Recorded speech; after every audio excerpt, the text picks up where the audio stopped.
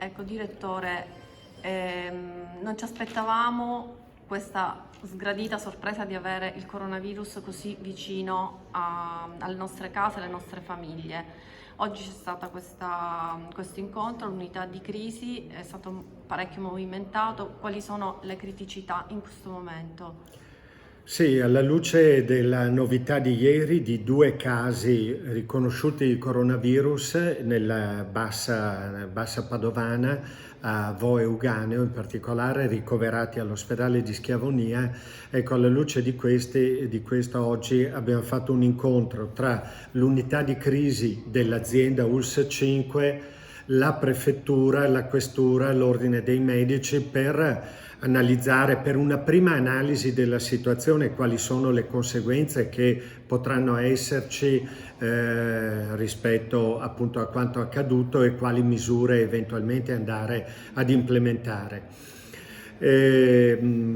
Come conseguenza direi che la più immediata conseguenza e diretta è legata al fatto che l'ospedale di Schiavonia è stato chiuso ovviamente per precauzione. I degenti, i pazienti che erano ricoverati presso l'ospedale di Schiavonia rimangono nell'ospedale di Schiavonia e rispetto anche a delle voci che erano circolate ieri non ci sono trasferimenti di pazienti ricoverati a Schiavonia presso l'ospedale di Rovigo o di Trecento o di Adria. Quindi. Però certamente la chiusura dell'operatività dell'ospedale di Schiavonia comporterà delle ripercussioni su di noi, sia per quanto riguarda l'accesso al pronto soccorso che per quanto riguarda anche le attività di ricovero. Quindi noi abbiamo predisposto tutta una serie di azioni, non solo quelle per fronteggiare eventuali problematiche legate a casi di infezione nel nostro territorio, ma anche appunto per dare una mano alla popolazione della bassa padovana relativamente ai bisogni di ricovero.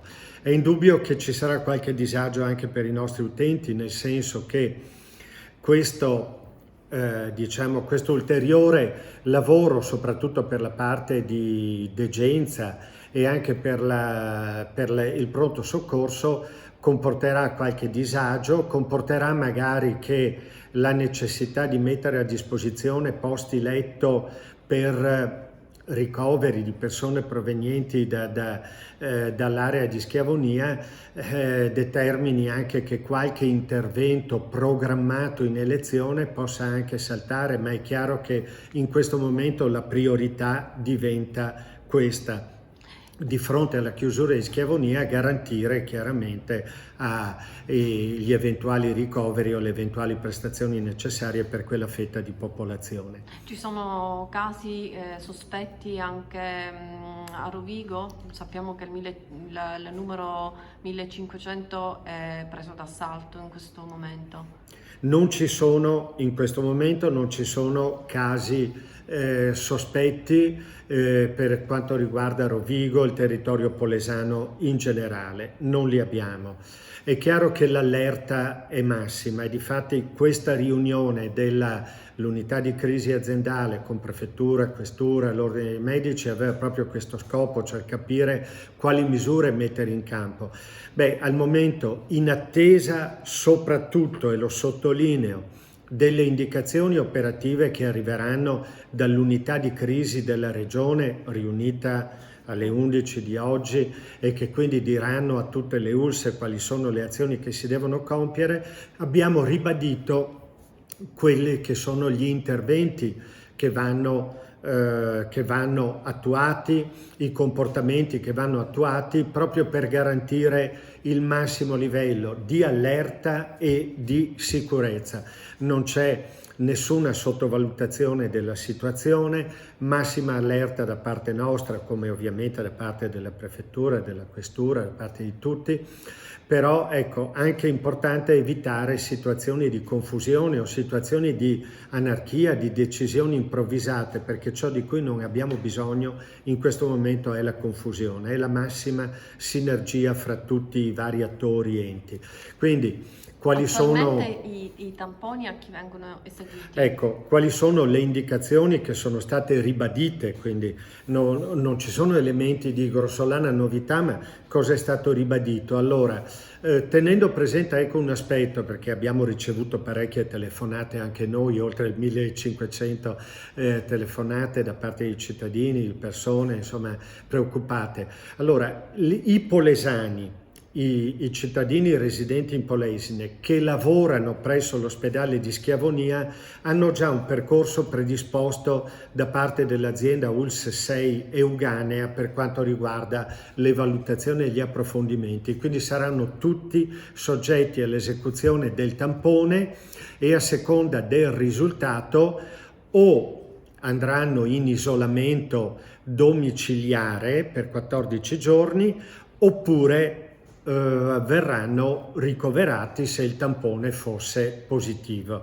presso le malattie infettive. Quindi c'è già un percorso programmato. È chiaro che il discorso è legato ai nostri cittadini che magari sono passati per l'ospedale di Schiavonia, che sono andati nel basso padovano a Vo Euganeo, hanno incontrato persone di Vo Euganeo, lavorano in quella zona. Ecco, allora i criteri nella loro semplicità sono questi.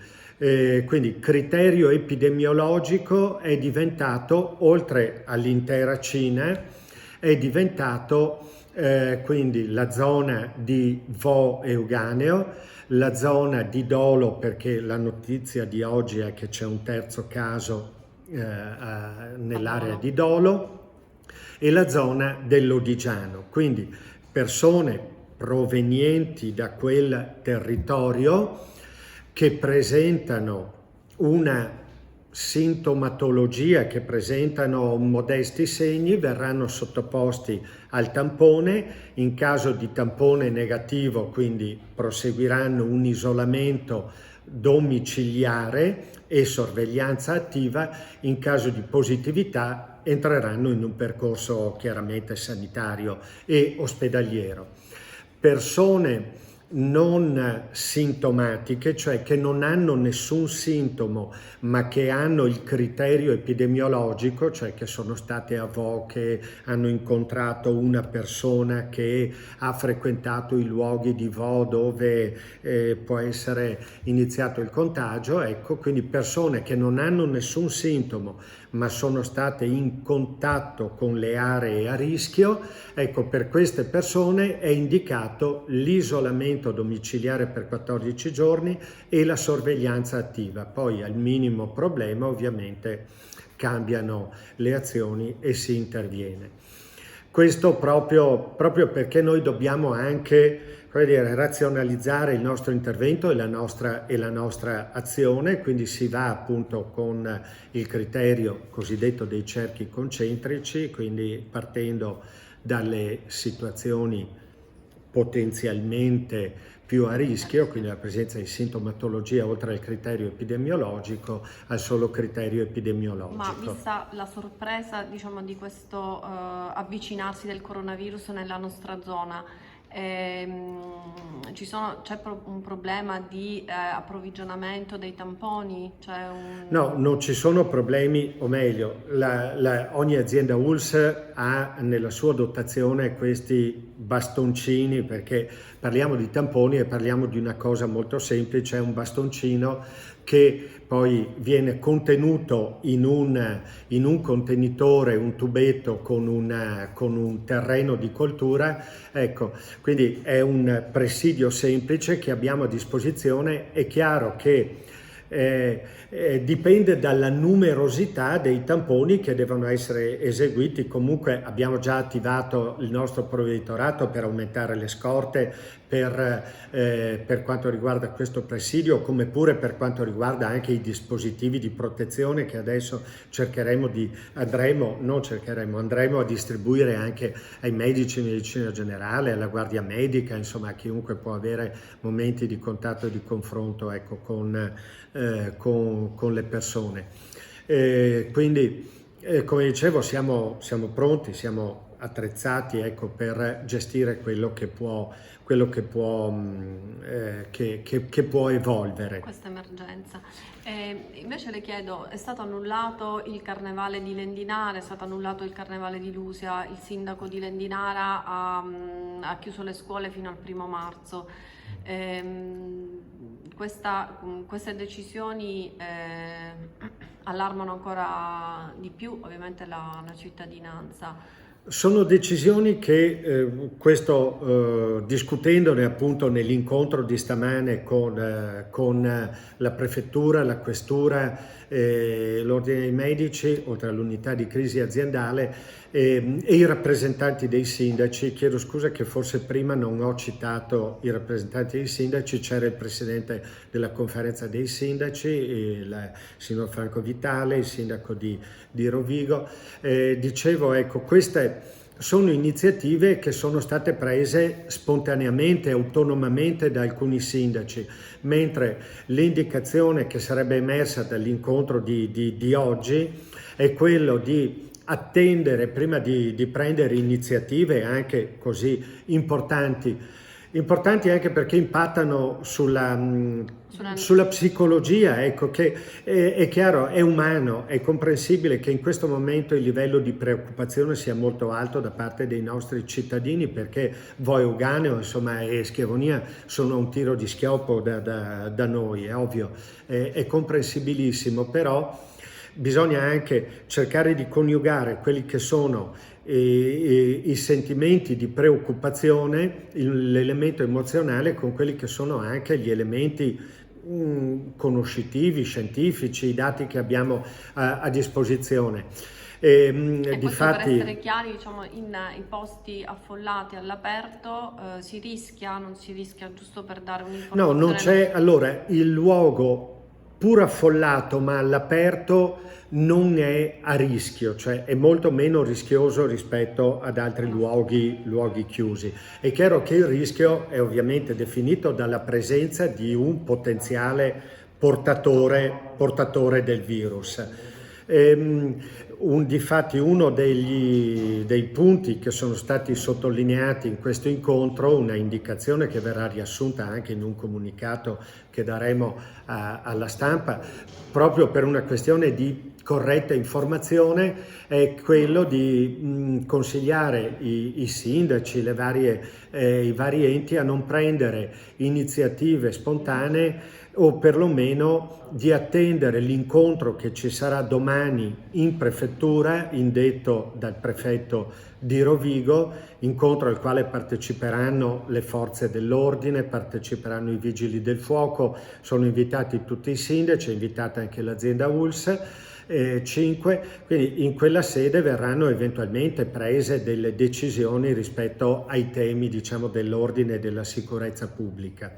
Al momento non vi sono indicazioni cogenti per andare a sospendere, ecco, iniziative o attività o manifestazioni varie. È chiaro anche che stiamo parlando di una situazione che evolve anche di giorno in giorno, insomma, o di metà giornata in metà giornata, chiaramente. Quindi il senso dell'incontro di oggi, come dell'unità di crisi dell'azienda, è che in qualsiasi momento vi sia un cambiamento o qualcosa, una novità, si interviene con eventuali nuove indicazioni operative. Grazie mille. Grazie a voi.